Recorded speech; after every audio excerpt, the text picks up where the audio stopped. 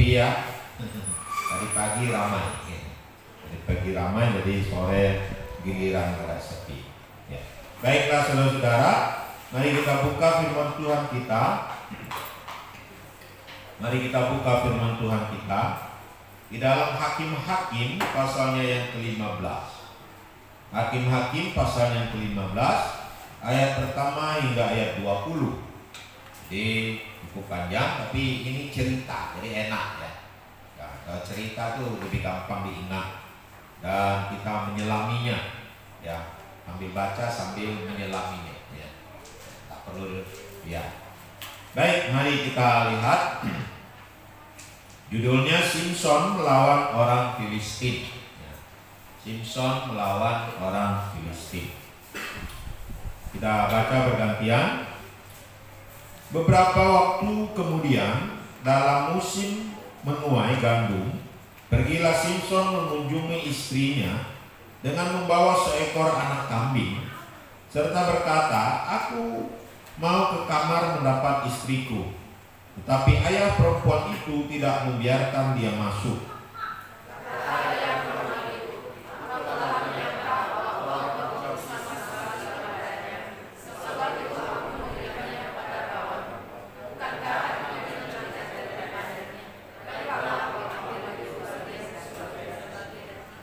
Lalu kata Simson kepadanya, "Sekali ini aku tidak bersalah terhadap orang Filistin.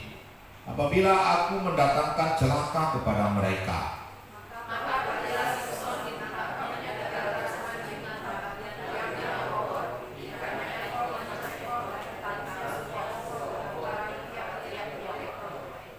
Kemudian dinyalakannya obor itu dan dilepaskannya anjing-anjing hutan itu ke gandum yang belum dituai, kepunyaan orang Filistin. Sehingga terbakarlah tumpukan-tumpukan gandum dan gandum yang belum dituai dan kebun-kebun pohon zaitun.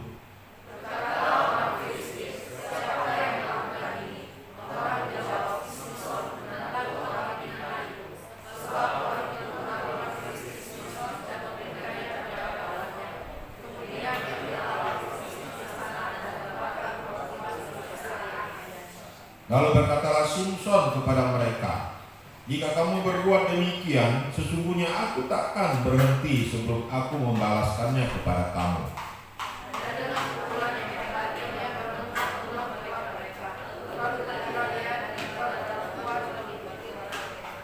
Lalu majulah orang Filistin dan berkemah di daerah Yehuda, serta mengencar ke Lehi.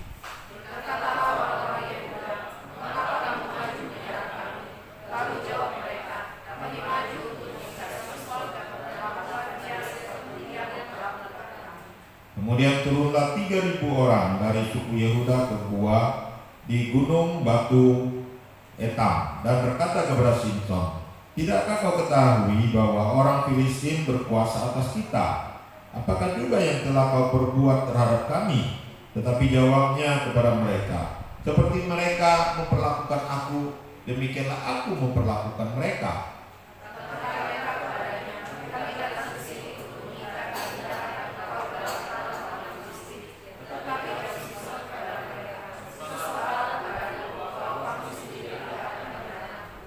Lalu kata mereka kepadanya, "Tidak, kami hanya mau mengikat engkau dan menyerahkan engkau ke dalam tangan mereka.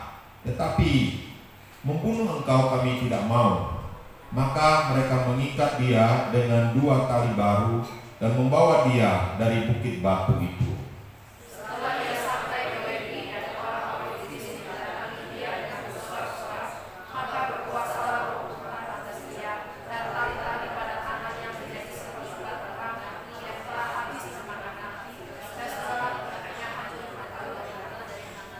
Kemudian ia menemui sebuah tulang rahang keledai yang masih baru. Diulurkannya tangannya, dipungutnya, dan dipukulnya mati 1.000 orang dengan tulang itu.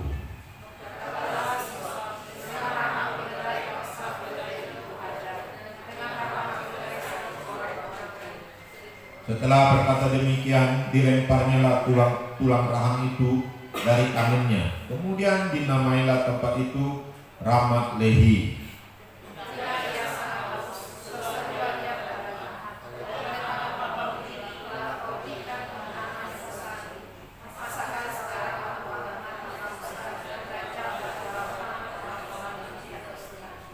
Kemudian Allah membelah liang batu yang di Lehi itu, dan keluarlah air dari situ.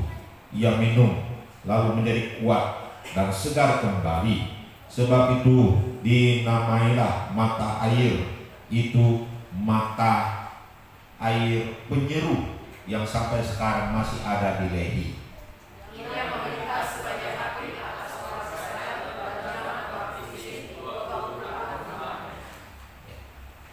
Bapak Ibu yang dikasihi oleh Tuhan Yesus, cerita Simson sangat menarik. Sejak sekolah minggu mungkin kita sudah tahu ini cerita banyak ya tentang cerita Simson, dan terkenal waktu itu cerita Simson dan Delila ya, Simson dan Delila ya. Tapi hari ini kita tidak belajar tentang cerita Simson dan Delila ya. Tapi kita mau melihat sebelum cerita Simson Delila ini, ada sebuah cerita juga yang sangat menarik. Bagaimana Simson mengalahkan orang-orang Filistin, ya, mengalahkan orang-orang Filistin, membunuh orang-orang Filistin. Nah, ini dilatar belakangi cerita ini bagaimana Simson pergi ke Timna, lalu dia jatuh cinta dengan seorang perempuan Filistin. Seorang perempuan Filistin. Lalu dia mau menikahi perempuan ini. Walaupun menurut peraturan orang Israel, mereka nggak boleh kawin mengawin di luar suku mereka atau di luar bangsa mereka. Karena orang Filistin ini termasuk bangsa Kanaan yang harus ditaklukkan oleh bangsa Israel. Zaman Yosua ini sudah ditaklukkan, tapi selesai zaman hakim-hakim, akhirnya justru Israel terbalik, saudara-saudara, ditaklukkan oleh orang Filistin. Jadi di dalam kuasa orang Filistin. Karena apa? Karena umat Israel waktu itu berdosa di hadapan Tuhan. Nah, jadi saudara-saudaraku dikasih oleh Tuhan, kembali kepada teks firman Tuhan kita. Latar belakang dari cerita ini adalah Simson mau menikahi orang Filistin ini atau perempuan Filistin ini. Ya. Lalu dia orang tuanya tidak setuju, tapi dia tetap ngotot mau. Ya, orang tuanya bilang ya carilah di tengah-tengah bangsa kita, tapi dia tetap ngotot mau karena dia sudah jatuh cinta kepada seorang perempuan Filistin di Timna ini. Akhirnya karena kenototan daripada si Simson ini, akhirnya terjadilah pesta pernikahan. Ya, singkat cerita, terjadilah pesta pernikahan. Waktu terjadi pesta pernikahan itu, rupanya Simson mengajak ada 30-an orang di situ, ya itu pemuda-pemuda yang ada, ya. Lalu mereka mengadakan teka-teki, ya, teka-teki. Lalu Simson memberikan sebuah teka-teki dari makan keluar makanan, ya, dari yang kuat keluar manisan. Apa itu? Nah, kalau bisa mendapatkan, bisa menjawabnya dalam 7 hari, maka Simson akan memberikan 30 pakaian dalam dan 30 pakaian kebesaran kepada mereka. Tapi kalau tidak bisa menjawab, maka mereka juga yang harus memberikan balik kepada Simson. Ya. Nah, dalam cerita ini, rupanya dalam 3 hari mereka tidak mampu menjawab, ya. Tetapi dalam hari ke-7 akhirnya mereka bisa menjawab bahwa itu adalah madu, bahwa itu adalah singa. Nah, lalu rupanya mereka itu pasang strategi begini. Mereka datangi istri Simson. Dan mengancam istri Simson, kalau tidak kasih jawabannya, maka istri Simson dengan keluarganya akan dibunuh oleh orang-orang Filistin ini. Nah, karena diancam, maka akhirnya istri Simson ini berusaha mencari jawabannya. Datang kepada suaminya, si Simpson ini merenjek-renjek, menangis selama 7 hari. Sudah. Sampai hari ke-7, akhirnya Simpson tidak tahan ya dengan rengekan. Simpson tidak tahan dengan tangisan. Simpson tidak tahan dengan istrinya yang terus merengek itu. Dan akhirnya Simpson memberi jawabannya kepada istrinya. Nah, setelah jawaban itu diberikan istrinya langsung akhirnya memberi jawaban kepada orang-orang yang mengancam dia tadi. Ya. Singkat cerita, hari ke-7, hari penentuan, akhirnya jawaban itu disampaikan oleh orang-orang ini. Ya, orang-orang ini. Setelah disampaikan, Simpson akhirnya tahu bahwa nggak mungkin mereka bisa jawab pertanyaan dia atau teka-teki dia. Ya, karena teka-teki itu adalah pengalaman Simpson. Bagaimana Simpson didatangi oleh seekor singa muda, lalu Simpson dengan kekuatannya merobek-robek itu singa, lalu akhirnya dia pergi lagi melihat, lalu akhirnya ada lebah di situ, lalu dia ambil dan dia makan. Nggak mungkin ini bisa dijawab. Kalau istrinya tidak membocorkan, Anda mungkin menjawabnya. Lalu dia tahu bahwa ini karena istrinya yang membocorkan jawaban itu. Tapi dia juga tahu bahwa istrinya itu ditekan pastinya. Ditekan, ya diancam oleh orang-orang ini. Nah, ini membuat permusuhan antara Simpson dengan mereka. Simpson marah, ya tapi tidak ada jalan. Janji sudah disampaikan, dia harus memberi 30 pakaian dalam dan 30 pakaian kebesaran kepada mereka. Nah, akhirnya Simpson pergi ke Askelon, membunuh 30 orang karena dia tidak punya apa-apa. Dia membunuh 30 orang ini, lalu pakaian mereka diambil, diberikan kepada orang-orang Filistin. Nah, setelah itu Simpson masih marah besar. Ya, dia mungkin marah juga dengan istrinya. Dia mungkin marah juga dengan mertuanya. Dia marah dengan orang-orang Filistin yang telah berbuat kasar seperti itu, yang telah memanfaatkan istrinya, dan istrinya mau dimanfaatkan seperti itu juga. Dia marah, dia marah. Dan akhirnya dia pergi ke rumah bapaknya, ke Israel. Ya, dia pergi, tinggalkan istrinya, dia pergi. Ya, dalam kondisi dia marah kepada orang-orang Filistin, dia pergi.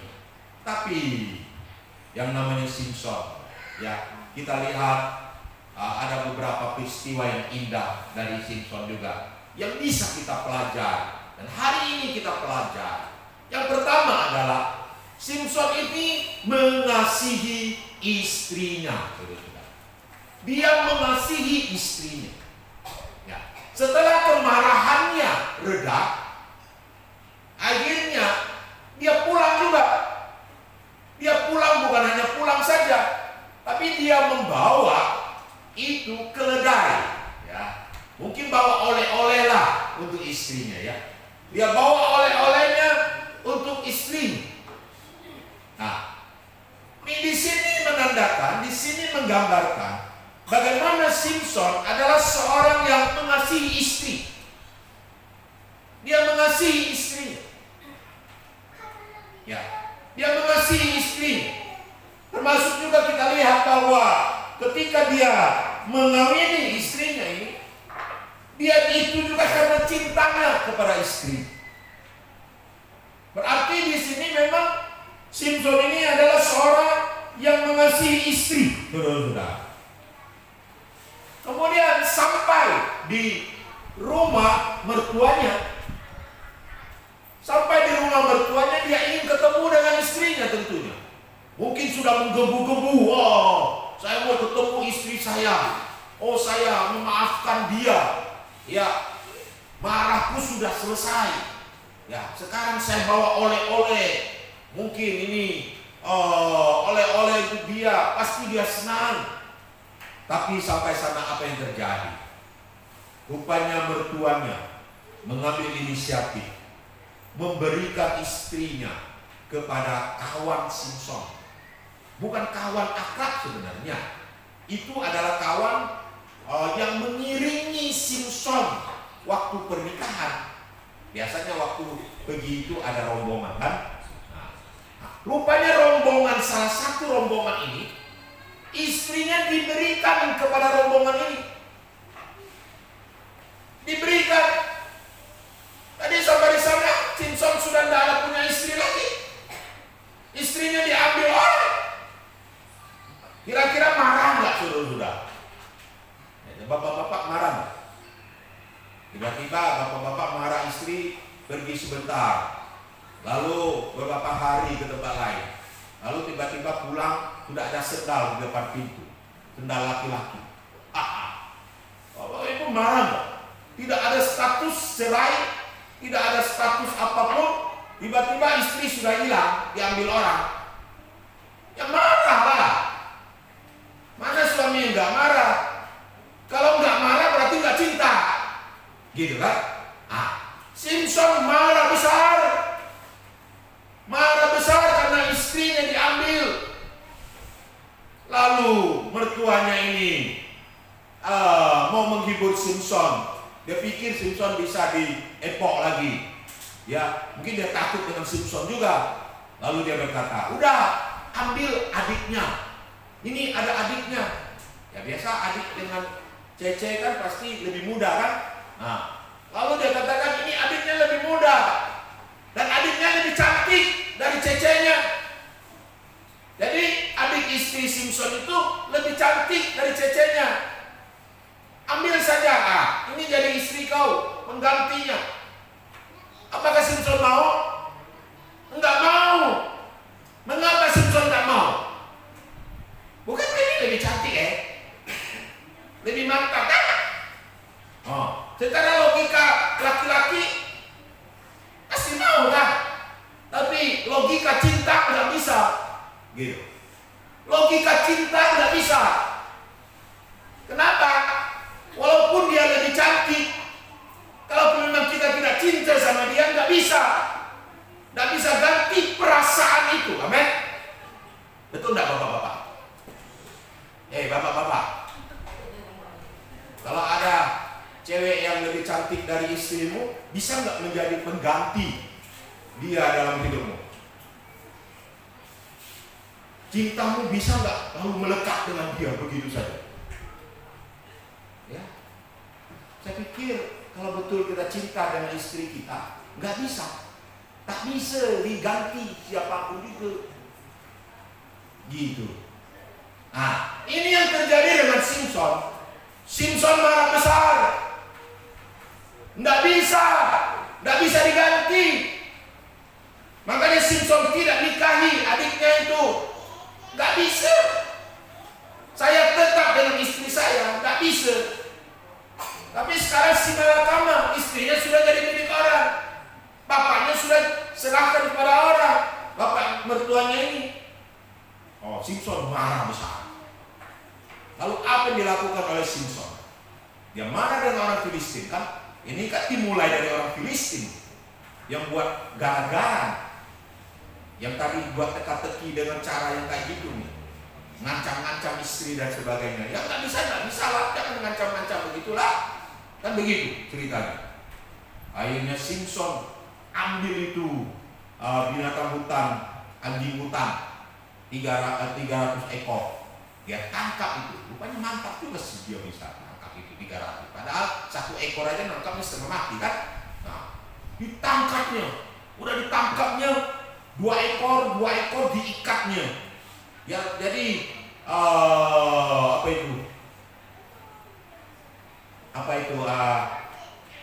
ekornya diikat jadi 2. Diikat jadi 2. Lalu udah itu ditaruh obor lagi di situ. Lalu obornya dikasih api lagi. Kan anjing rasa panas itu kan lari kan gitu kan. Waktu mau lari kemana gitu kan? Diikat lagi kan dengan 2 ekor diikat jadi satu. Akhirnya lari ke itu ladang-ladangnya orang-orang Filistin. Lari ke ladang-ladang gandum itu, pohon-pohon zaitun itu, kebun-kebun zaitun itu.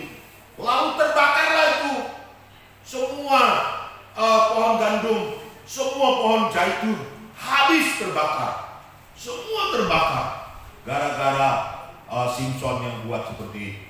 Akhirnya orang-orang Filistin datang lalu berkata, siapa yang membakar ini? Simson. Lalu mereka marah. Lalu mereka mau membunuh Simson. Tapi Simson tak ketemu. Akhirnya yang mereka ketemu adalah ayah mertuanya dengan si perempuan ini. Karena ada sangkut paut di situ. Akhirnya mereka bunuh itu papa mertuanya dan istri Simson, dibakar hidup-hidup sama mereka.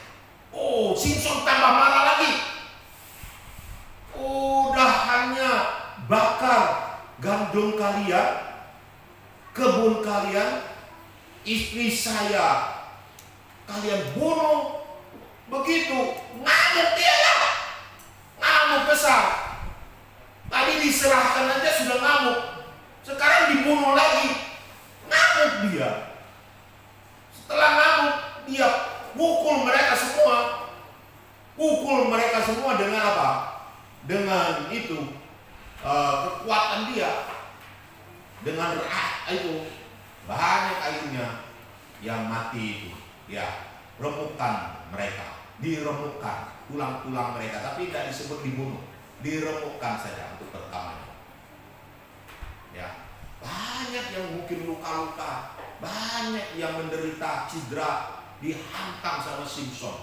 Selesai itu Simson pergi ke Goa Etam. Nah, di sini kita bisa melihat Simson adalah seorang yang mengasihi istri. Mengasihi istri. Nah, jadi saudara-saudara, apa pelajarannya bagi kita yang pertama ini? Pelajaran yang pertama bagi kita adalah kita juga harus mengasihi istri kita. Mengasihi istri kita. Ya. Nah, firman Tuhan berkata dalam Efesus apa? Hai suami, kasihilah istri. Kasihilah istri. Dan Simson sudah melakukan ini. Apakah kita sebagai suami-suami sudah mengasihi istri kita? Apakah kita peduli dengan mereka? Apa? Saya nonton sebuah film tentang percintaan. Ada percintaan, walaupun ini film silat, ada percintaan, bagus sekali. Ya, satu kali seorang pacarnya ini mengatakan kepada pacarnya, yang perempuan kasih tahu kepada pacarnya, kalau saya satu kali melakukan kesalahan, apakah kamu akan mengampuni saya? Apakah kamu akan memaafkan saya? Oh, sang pacar langsung ngomong, apapun yang kamu lakukan, kesalahan apapun yang kamu buat, saya akan mengampuninya. Aku akan memaafkanmu. Karena saking cintanya kepada pacarnya ini. Singkat cerita, memang benar. Karena pacarnya ini tahu nanti pasti dia akan menyakiti sang laki-laki ini. Karena ditekan oleh gurunya, guru silatnya. Dan benar-benar dia akhirnya menyakiti hati sang pacarnya ini. Karena sang pacar ini memiliki seorang adik perguruan diracuni. Karena ada tekanan dari guru, akhirnya diracuni. Karena guru ini jahat. Nah, saudara-saudara, selesai kesalahan itu, apakah sang pacar ini memaafkan? Oh, dia ngamuk, dia marah, dia mau membunuh sang pacarnya ini. Saudara-saudaraku dikasih oleh Tuhan, apakah ini cinta? Kalau kita mencintai seseorang, kita akan mengampuni kesalahannya. Amin. Beri semangat dulu. Nah, ini yang terjadi. Simpson mengampuni sang istrinya. Simpson mengampuni, makanya dia pulang. Bukan pulang dengan tangan lenggang kangkung, tapi pulang dengan membawa seekor kambing. Dia mengampuni istrinya. Dia mengasihi istrinya. Sampai istrinya meninggal, dia marah besar. Karena dia mengasihi istrinya. Nah, ini pelajaran bagi kita. Apakah keluarga kita masih ada kasih sampai hari ini? Apakah suami istri masih saling mengasihi satu dengan yang lain?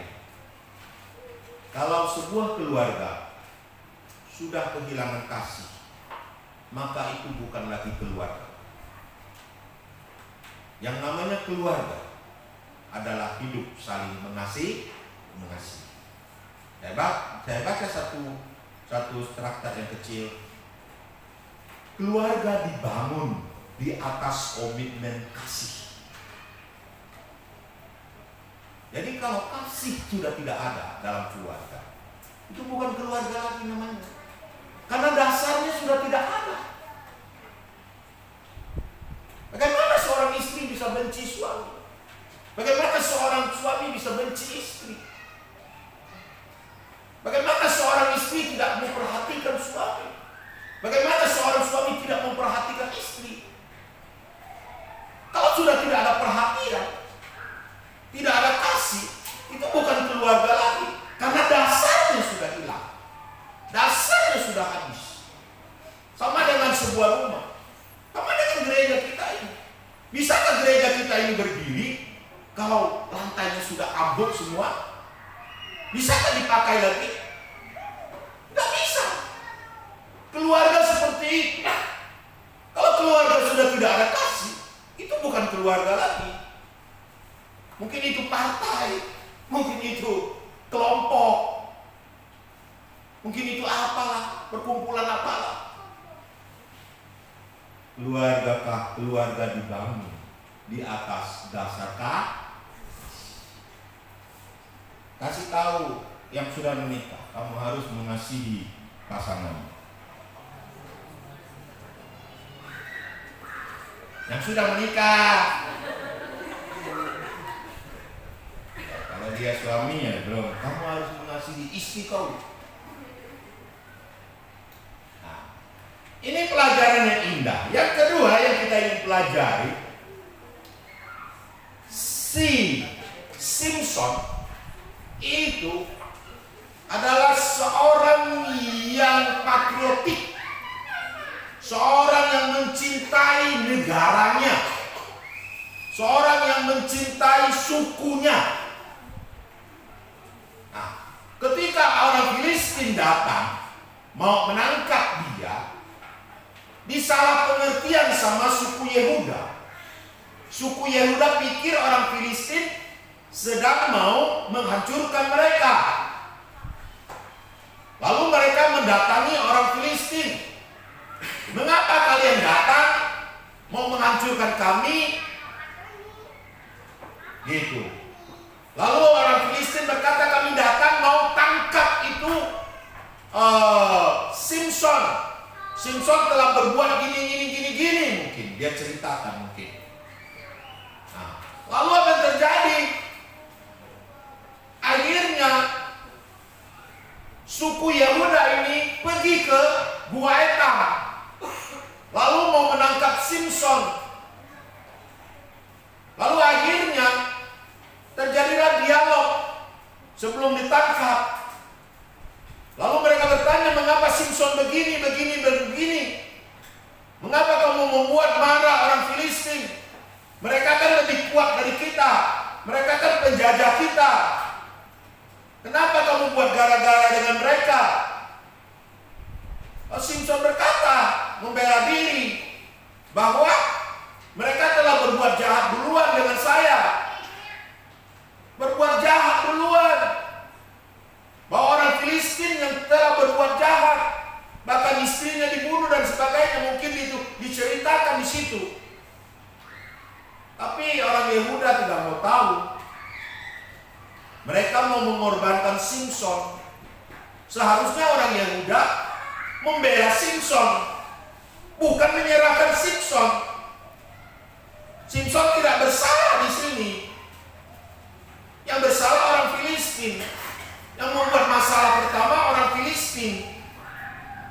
Tetapi Simson yang disalahkan. Nah, tapi orang Yehuda tidak mau tahu.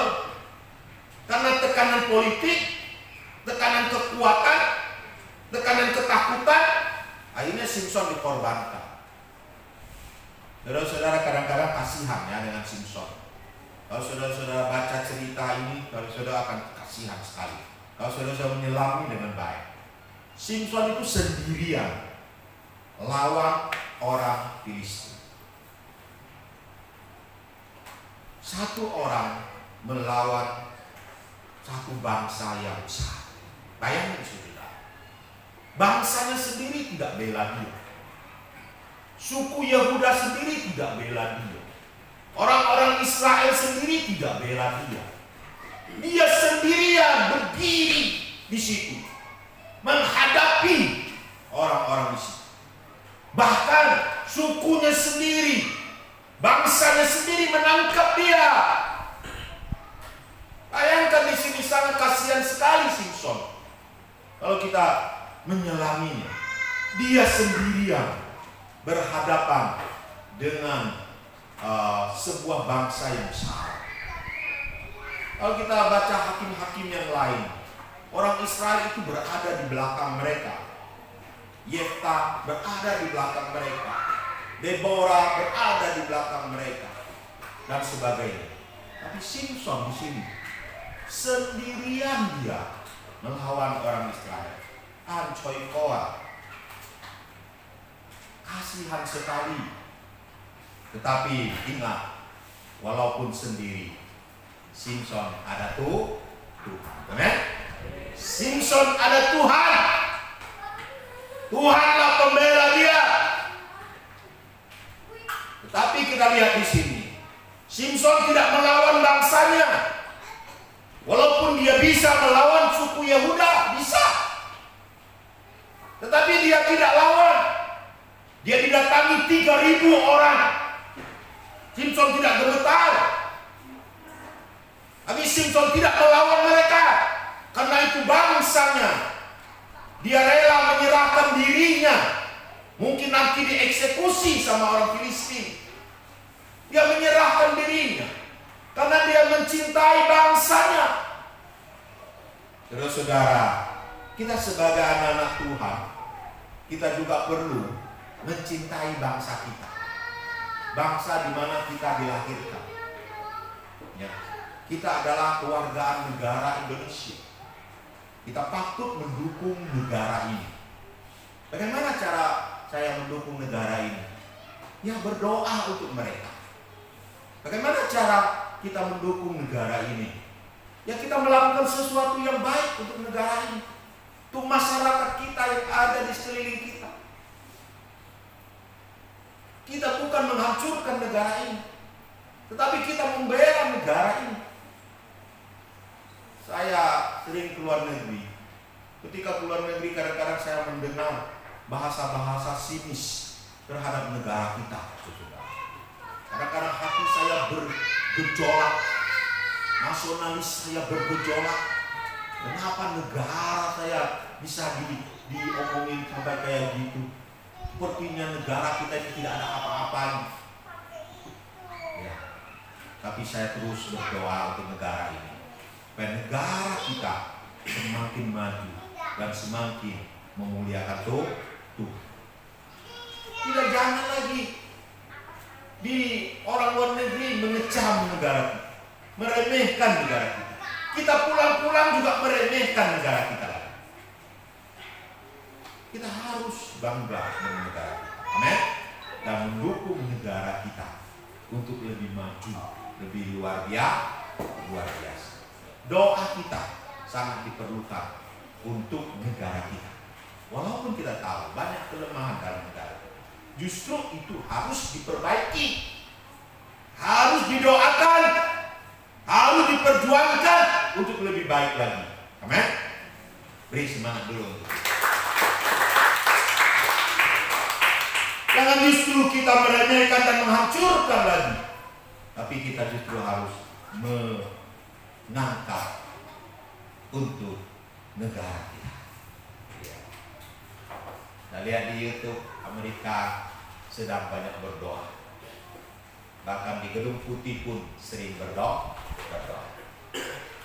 Dan negara kita perlu juga kita doa. Amin. Supaya lebih maju lagi dan lebih indah. Nah, ini teladan Simson. Yang ketiga, Simson dipakai oleh Allah.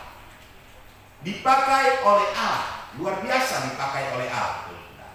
Kenapa? Ketika Simson ditangkap, diikat dengan tali yang baru, lalu dibawa kepada orang Filistin. Wah, orang Filistin berteriak, "Hore, hore, hore! Simson sudah ditangkap, Simson sudah tunduk, Simson sudah hancur." Mereka sudah bersorak-sorai. Tapi tiba-tiba Roh Allah hinggap pada Simson.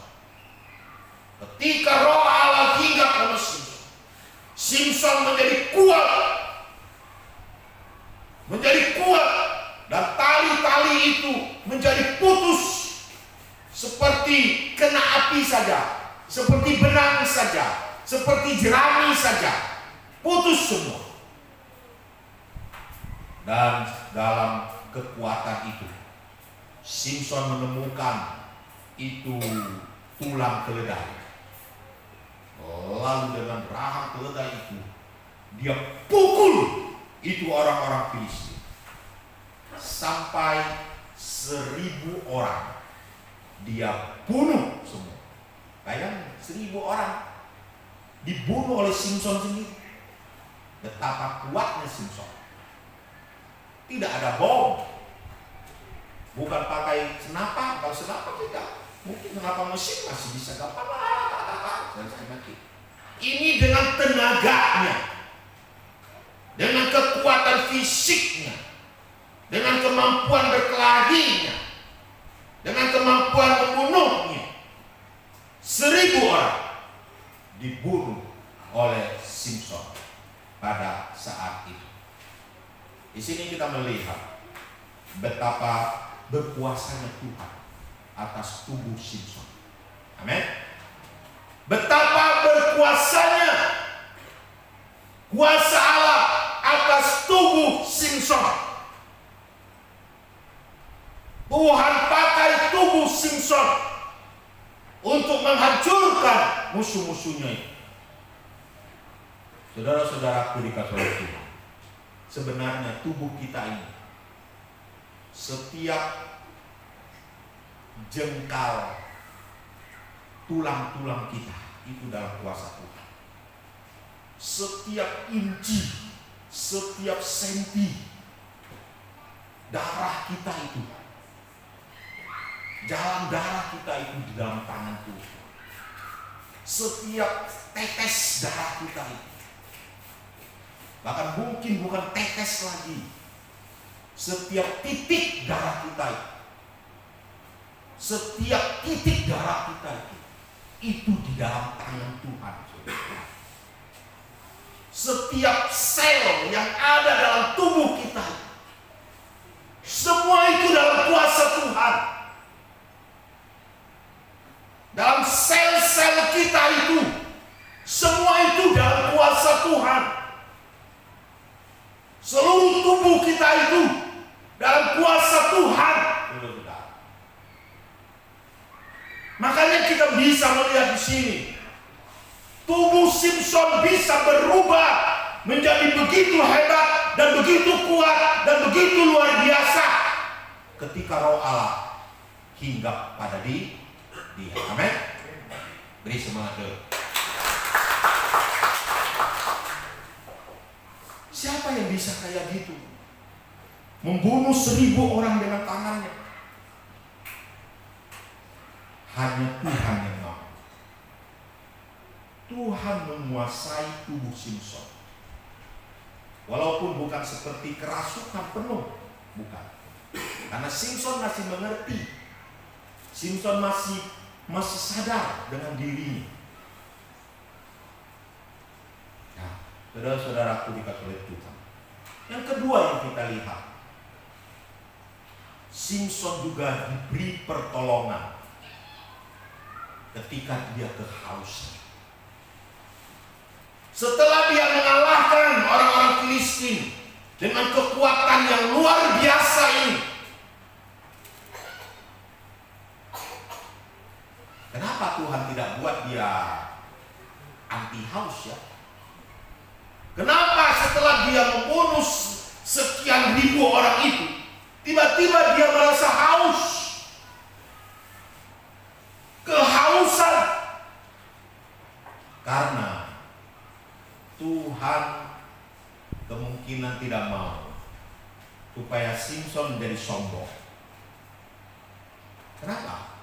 Karena kalau dia membunuh orang-orang ini, lalu nanti dia menang, lalu tanpa kehausan dan sebagainya, mungkin dia akan berkata, oh saya yang hebat. Dan mungkin juga orang-orang di sekeliling yang tidak tahu akan bagaimana Tuhan bekerja, orang akan mengatakan, ih Simson hebat, ih Simson luar biasa. Lalu apa yang terjadi? Mereka akan menyembah Simson. Bahkan mereka akan mengagungkan Simson. Dan Tuhannya di mana? Tidak ada lagi Tuhannya. Ini yang sering terjadi dalam kekristenan juga. Bukan Tuhan yang dipuji, bukan Tuhan yang dimuliakan, tetapi manusia yang dimuliakan dan diagungkan. Ini sering terjadi kepada para pendeta. Saya juga pendeta. Oh, kalau saya hebat khotbah, khotbahnya mantap luar biasa, sudah hebat Pak Pendeta. Ya. Lalu ketika saya mungkin mengadakan mujizat, oh ini orang diurapi. Betul, saudara-saudara. Ada sisi manusiawi yang hebat di sini. Tetapi ingat, tanpa Tuhan, Pak Pendeta itu tidak ada apa-apanya. Amin. Makanya yang ditinggikan seharusnya Tuhan terlebih dahulu. Tuhan yang ditinggikan, bukan manusia yang ditinggikan. Amin. Manusia itu hanya alat Tuhan saja. Tanpa Tuhan tidak ada apa-apanya orang itu. Mau buat apapun tidak ada apa-apanya. Sama dengan Simson. Makanya akhirnya Tuhan biarkan dia kehausan. Biarkan dia kehausan. Waktu kehausan disitulah Simson berteriak kepada Tuhan. Amin. Simson berteriak kepada Tuhan. Tuhan, kenapa saya kehausan ini? Jangan biarkan saya mati dalam kehausan. Beri saya air. Beri saya air. Dan akhirnya kita melihat mujizat yang besar kedua terjadi setelah Simson berdoa kepada Tuhan. Amin. Apa yang terjadi? Batu dibelah oleh Tuhan. Setelah batu dibelah oleh Tuhan, apa yang terjadi? Air memancar keluar dari batu. Puji Tuhan. Itu mujizat luar biasa. Batu itu kering loh saudara-saudara. Mengapa Tuhan pilih batu? Bukan pilih tanah. Biasanya saudara-saudara, tanah itu kalau kita pencet habis-habisan tanah itu, apalagi kalau tanah hitam atau tanah payah, nanti keluar air. Ya kan?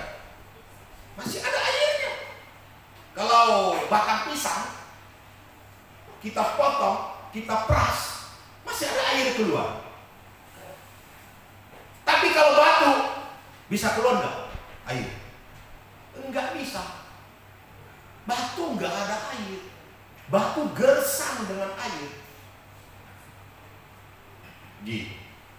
Kenapa Tuhan tidak pilih juga tiba-tiba keluar air dari tanah? Nanti orang pikir, ya di tanah kan ada air. Ketika kita buat sumur bor itu kan air bisa keluar dari tanah kan? Nah, tapi pernah lihat tak batu itu keluar air? Tidak bisa. Batu keras, tidak ada airnya. Nah, ini menggambarkan secara simbolik bagi kita bahwa kegersangan itu bisa Tuhan buat tidak gersang. Apa yang mustahil bagi manusia, Tuhan bisa buat tidak mustahil bagi kita. Amin. Secara ekonomi kita melihat akhir-akhir ini situasi-situasi dunia kita ini, bahkan di sekeliling kita, ekonomi susah, betul? Mau kerja apa susah? Mau buat toko makanan, buat. Orang pun ramai buat sana sini. Bersaingan sana sini luar biasa. Mau buat toko pakaian. Toko pakaian pun bertugung-tugung orang buat. Sampai pusing kita, mana mau beli yang mana. Dari jauh sudah ada tempel 10.000 satu helai. Mati. Oh, dapat dari untung dari mana? 35.000. Semua boleh beli. Aduh, tak datang dari mana? Ya kan? Ya. Pokoknya persaingan begitu hebat. Ya kan? Ya. Mau beli ini apa itu? Barang-barang elektronik, barang-barang rumah tangga dan sebagainya. Rupanya di Shopee banyak. Iya kan? Memang Shopee sih ada baiknya lah. Tapi juga kalau kita lihat untuk lokal, pusing juga orang lokal hadapinya, betul tak? Kayak Budi Grau ini kan? Gimana tuh? Ada Shopee kan? Pusing ke kepala. Orang nggak mau beli di toko, beli di Shopee saja. Gimana gitu kan? Kopinya ada COD lah, bisa bayar di tempat lagi kan? Macam-macam gitu kan? Pening kepala kan? Ekonomi sekarang kan? Seperti begini kan? Hidup kita ya sedang menghadapi masalah besar dalam ekonomi kita. Kegersangan terjadi dalam meraup keuntungan, meraup kehidupan kita. Tetapi ingat, Tuhan masih tetap bisa menolong kehidupan saya dan saudara-saudara. Amin. Tuhan masih bisa. Dan Tuhan bisa, bukan tidak bisa. Kita ingat ketika terjadi kelaparan, di janda Safat justru menghadapi kelimpahan. Ya kan? Tepungnya tidak habis, minyaknya tidak habis. Justru ketika terjadi kelaparan, Nabi Tuhan ketika terjadi kelaparan justru diberkati oleh Tuhan. Tuhan kirim itu burung gagak memberikan roti, dikirim itu daging untuk mereka. Kita ingat orang Israel keluar dari tanah Mesir, tidak menabur, tidak menuai, tapi Tuhan memelihara mereka dengan memberikan mana setiap hari bagi mereka dan memberikan mereka daging untuk dimakan. Saudara-saudaraku dikasih oleh Tuhan, di tengah-tengah kegersangan ekonomi, Tuhan masih bisa pelihara saya dan saudara-saudara. Seperti Dia pelihara si Simson dengan memberikan minum kepada Simson,